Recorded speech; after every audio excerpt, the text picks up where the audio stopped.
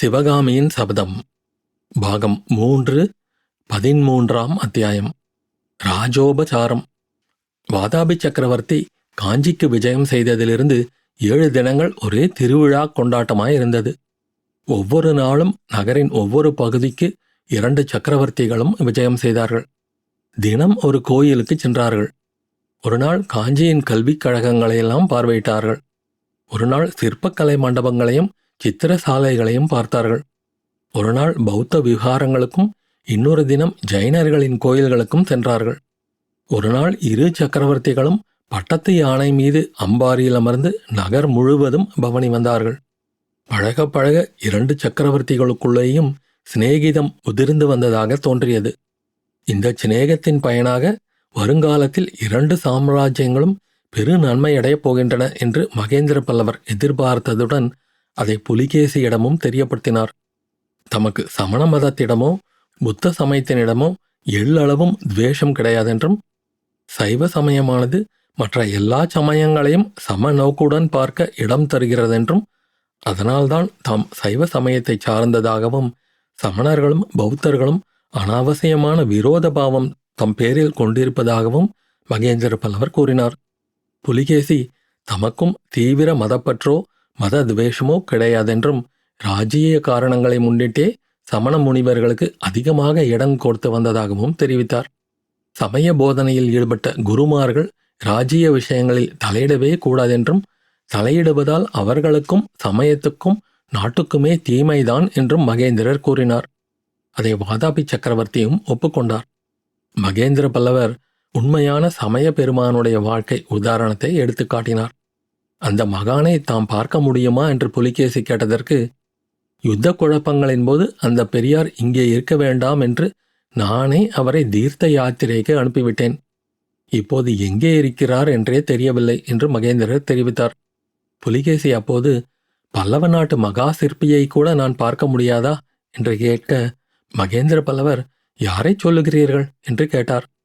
ஆயனர் என்பவரைத்தான் என்றார் புலிகேசி. அவரை பற்றி உங்களுக்கு எப்படி தெரியும் என்று மிக்க வியப்புடன் மகேந்திர பல்லவர் கேட்டார். காட்டின் மத்தியில் உள்ள சிற்ப வீட்டை ஒரு நாள் பார்த்தேன்.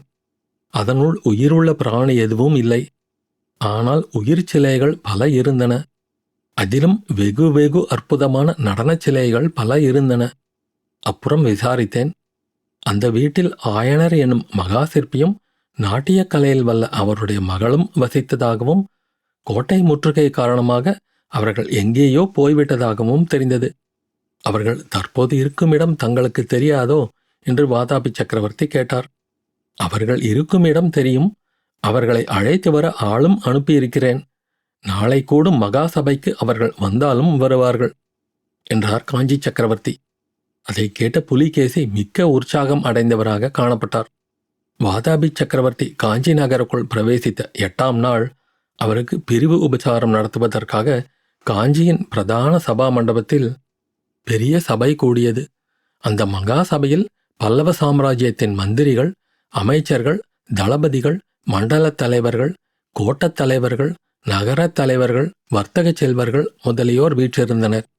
இன்னும் சைவ வைஷ்ணவ சமய குருமார்கள், வடமொழி வித்வான்கள், தமிழ் மொழி புலவர்கள், 2 பாஷைகளிலும் கவி பாடத் தெரிந்தவர்கள், சங்கீத வித்வான்கள், சிற்பிகள், சித்திரக்காரர்கள் முதலியோரும் வரிசை கிரமமாக வீற்றிருந்தார்கள். மேலே கூறப்பட்ட கூட்டத்தாருக்குள் பிரமுகர்கள் வாதாபி சக்கரவர்த்திக்கு அறிமுகம் செய்து வைக்கப்பட்டார்கள். வடமொழி தென்மொழி ஆகிய 2 மொழிகளிலும் வல்ல புலவர்கள் அந்த மகத்தான சந்தர்ப்பத்திற்கேற்ற கவிதைகளை புனைந்து பாடினார்கள். 2 சக்கரவர்த்திகளில் எவரையும் தாழ்த்தாமலும் ஒருவரையும் அதிகமாக உயர்த்தாமலும் சமமான புகழுரைகளை நிறைத்து புலவர்கள் பாடிய கவிகள் அவர்களுடைய கவித்திறத்தை காட்டினும் அவர்களுடைய லௌகீக ஞானத்துக்கே சிறந்த உதாரணங்களாயிருந்தன. பிறகு சாம்ராஜ்யத்தின் சங்கீத வித்வான்கள் தங்களுடைய வித்வத்தை காட்டினார்கள். மகேந்திர பல்லவரால் புதிதாக அமைக்கப்பட்ட 7 நரம்புகள் உடைய பரிவாதினி என்னும் வீணையை புலிகேசி பரிசீலனை செய்து மிகவும் மகிழ்ந்தார். இவ்வாறு நேரம் போய்கொண்டே இருந்தது. ஆனாலும் மகேந்திர பல்லவர், வாதாபி சக்கரவர்த்தி இருவருமே கொஞ்சம் மன அமைதியின்றி பரபரப்பு உள்ளவர்களாக காணப்பட்டார்கள். மகேந்திர பல்லவரின் கண்கள் அடிக்கடி சபா மண்டபத்தின் வெளிவாசற் பக்கத்தை நோக்கிக் கொண்டிருந்தன. கடைசியாக அவர் உற்சாகமான குரலில், அதோ வந்துவிட்டார்கள் என்று கூறியபோது பக்கத்தில் இருந்த வாதாபி சக்கரவர்த்தி, யார்? ஆயனரும் அவர் மகளும் தானே என்று வினவினார். அப்போது உண்மையாகவே அச்சபா மண்டபத்தின் வெளிவாசல் வழியாக ஆயனரும் சிவகாமியும் உள்ளே பிரவேசித்துக் கொண்டிருந்தார்கள். வாசற்படியை தாண்டும்போது சிவகாமியின் கால் வாசற்படியில் இடறிற்று. ஆஹா, இது என்ன அபசகுணம் என்று எண்ணமிட்டு கொண்டே சிவகாமி மானின் நடைபெற்ற மயிலை போல சபா மண்டபத்திற்குள் பிரவேசித்தாள். அத்தியாயம் முடிவு.